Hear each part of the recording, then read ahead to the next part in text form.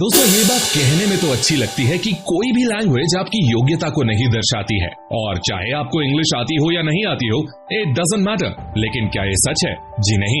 आज के टाइम को देखते हुए कहा जा सकता है कि आपको इंग्लिश आना बहुत जरूरी है। चाहे इंटरव्यू हो या नॉर्मली किसी से बात भी करनी हो, तो भी इंग्लिश बोलनी पड़ जाती है। और खास बात, इंग्लिश बोलने वालों की संख्या दिन प्रतिदिन बढ़ती जा रही है। Currently globally more than 1 billion लोग इंग्लिश सेकेंडरी लैंग्वेज के रूप में बोलते हैं। बदलती दुनिया को देखते हुए आपको भी बदलना पड़ेगा, इंग्लिश सीखनी पड़ेगी। इसीलिए आज के इस वीडियो में मैं आपको स्टेप बाय स्टेप गाइड करने वाला हूं कि आप इंग्लिश कैसे बोल सकते हो। वीडियो का चौथा और तीसरा पॉइंट तो बहुत इंपॉर्टेंट है फ्लुएंटली इंग्लिश बोलने के लिए। सो वीडियो को पूरा ध्यान से जरूर देखना। तो दोस्तों आज फिर जबरदस्त वैल्यू ऐड करेंगे आपकी लाइफ में। So let's begin. नंबर 5, आप लोग अपनी रीजनल लैंग्वेज या कहें वो लैंग्वेज जो आप बचपन से सुनते आ रहे हो, वो तो अच्छे से बोल लेते होंगे, है ना?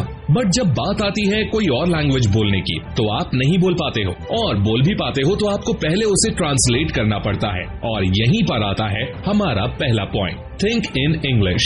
दरअसल जब आप इंग्लिश बोलने के लिए पहले अपनी मदर टंग में सोचोगे, उसके बाद उसे कन्वर्ट करोगे, तो ये टाइम कंज्यूमिंग हो जाएगा और आप फ्लुएंटली फर्राटेदार इंग्लिश नहीं बोल पाओगे। तो ये जो ट्रांसलेट करने में टाइम लग रहा है, इसे आपको खत्म करना पड़ेगा। आप इंग्लिश में ही सोचो। अब आप बोलोगे कि भाई तुमने कितनी आसानी से बोल दिया कि इंग्लिश में सोचो, पर इंग्लिश में सोचो कैसे? देखो दोस्तों, इंग्लिश में सोचने में आपको टाइम लगेगा। विद टाइम आप सीख जाओगे। आपको ट्राई करना है कि आप इंग्लिश में ही सोचो। आप एक काम कर सकते हो, रात को सोने से पहले दिन भर आपके साथ जो भी चीजें हुई हैं, उन्हें आप इंग्लिश में सोचो और टूटी फूटी अंग्रेजी में डायरी में लिखो। अब बात करते हैं सेकंड मोस्ट इम्पोर्टेंट पॉइंट के बारे में, जिसके बिना आप इंग्लिश बोलने का सोच ही नहीं सकते। नंबर 4, दोस्तों आपकी वोकैब चाहे कितनी भी स्ट्रांग हो, लेकिन जब तक आपकी ग्रामर स्ट्रांग नहीं होगी, आपकी इंग्लिश अधूरी है। बिना ग्रामर पर कमांड पाए आप ना तो अच्छे से इंग्लिश बोल सकते हो, और ना ही वो इंग्लिश जो कॉम्पिटिटिव एग्जाम में आती है उसमें अच्छा स्कोर कर सकते हो। तो अब सवाल आता है कि आप इंग्लिश के लिए बेसिक ग्रामर कहां से सीखोगे? पहले तो आप कोई भी एक टीचर पकड़ो, ऑनलाइन या ऑफलाइन, उसके वीडियोस देखो और उसके बाद एक बुक खरीदो इंग्लिश ग्रामर के लिए। लेकिन बुक पढ़ने से थोड़े ना आपकी ग्रामर इंप्रूव हो जाएगी। किसने कहा ऐसा कि बुक पढ़ने से ग्रामर इंप्रूव नहीं होगी? इंप्रूव होगी। अगर किसी अच्छी पब्लिकेशन की बुक पढ़ोगे तो जरूर ग्रामर इंप्रूव होगी। मेरे ध्यान में एक किताब है जो मैंने खुद पर्सनली रिव्यू की है और मैंने अपने बहुत से स्टूडेंट्स को रेकमेंड भी की है। आप उसे खरीद सकते हो। मैं बात कर रहा हूँ कॉम्पिटिटिव एग्जाम के लिए ओसवाल गुरुकुल की हाई स्कोर सीरीज की book a comprehensive guide on general English के बारे में। इस बुक में tenses, proposition, subject verb agreement, modals से लेकर जितने भी इंपॉर्टेंट टॉपिक्स हैं, सारे कवर्ड हैं, और वो भी बाइलिंगुअल मीडियम में इन डेप्थ एक्सप्लेनेशन के साथ। इतना ही नहीं, वैरायटी ऑफ एक्सरसाइजेस भी दी गई हैं विद आंसर्स की एंड एक्सप्लेनेशन। इसके अलावा इसमें सेल्फ असेसमेंट के लिए रिवीजन टेस्ट पेपर्स भी हैं। लिंक डिस्क्रिप्शन में दिया गया है, परचेज जरूर करें। और हाँ गाइज, वाकई ये बुक वैल्यू फॉर मनी है, so I highly recommend it to all of you. Please buy this book, link is in the description. वापस आते हैं वीडियो पर। तो दोस्तों मान लेते हैं कि आपने ग्रामर सीख ली, वोकैब पर भी पकड़ बना ली, लेकिन अगली चीज जो आपको वीडियो में बताने वाला हूँ, अगर आपने वो नहीं की तो फिर आप इंग्लिश बोल पाओगे? It is next to impossible.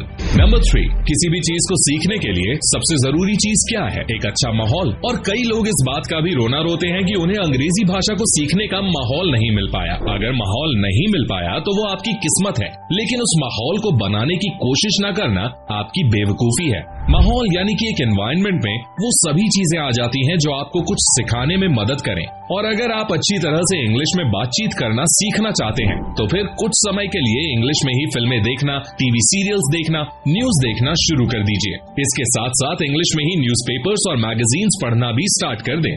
अगर आपको क्रिकेट या कोई और स्पोर्ट्स पसंद है तो उसकी कमेंट्री इंग्लिश में जरूर सुनिए।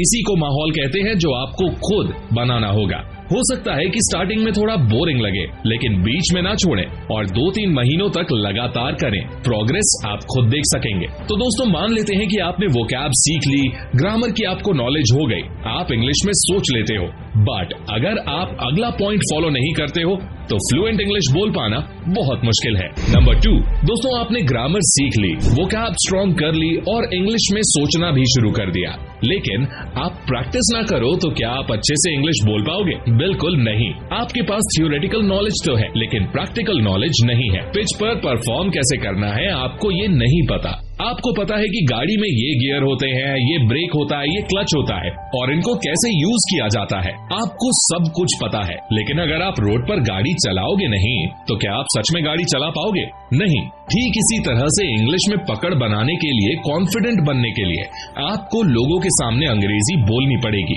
शुरुआत में गलतियां होंगी, लोग हंसेंगे, बट डोंट वरी, गलतियों से ही आप सीखोगे और इंग्लिश बोल पाओगे। इसके अलावा आप एक और चीज कर सकते हो अपने इंग्लिश स्पीकिंग के कॉन्फिडेंस को बिल्ड करने के लिए। आप सीधे लोगों के साथ इंग्लिश में बात मत करो, पहले आप खुद से शुरुआत करो। मोबाइल का कैमरा ऑन करो और किसी भी टॉपिक के बारे में या आपके साथ आज क्या क्या हुआ उसे इंग्लिश में बोलो और फिर आपने जो वीडियो रिकॉर्डिंग की है उसको सुनो।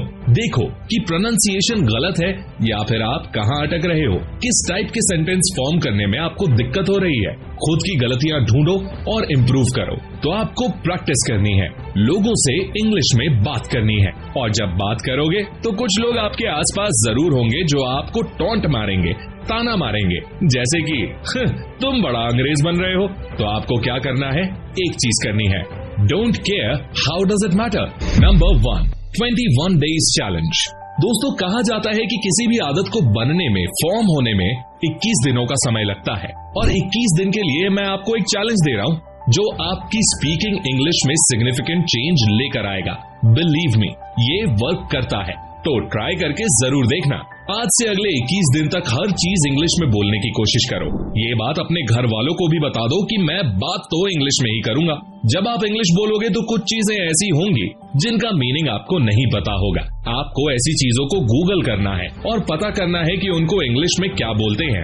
आप इस चीज को 21 दिन करके देखो, फर्क ना दिखे तो कमेंट बॉक्स में बता देना। तो दोस्तों अब बारी है वीडियो को सम अप करने की। पहली चीज जो आपको ध्यान में रखनी है वो है इंग्लिश में सोचना है, पेशेंस रखना है, हो जाएगा, कोई बड़ी बात नहीं है। इंग्लिश मूवीज, डॉक्यूमेंट्रीज, न्यूज़पेपर्स, कुल मिलाकर आपको इंग्लिश कंटेंट कंज्यूम करना है, वोकैब और ग्रामर इंप्रूव करनी है। इसके अलावा 21 दिन का चैलेंज लेना है जिसमें आप सिर्फ इंग्लिश में बात करोगे। तो दोस्तों आज की इस वीडियो में बस इतना ही। जाने से पहले मैं आपको ओसवाल की इंग्लिश ग्रामर की बुक के बारे में याद दिलाना चाहूंगा। आप इसे परचेज जरूर करना, वाकई में ये एक बेहतरीन ग्रामर की बुक है। दोस्तों आज के लिए बस इतना ही। अगर आपको इस वीडियो से कुछ भी सीखने को मिला हो तो गुरु दक्षिणा के रूप में इस वीडियो को लाइक जरूर कर देना और अपने थॉट्स कमेंट में शेयर करना बिल्कुल मत भूलना। और ऐसी ही अमेजिंग और इन्फॉर्मेटिव वीडियोस के लिए चैनल को सब्सक्राइब करके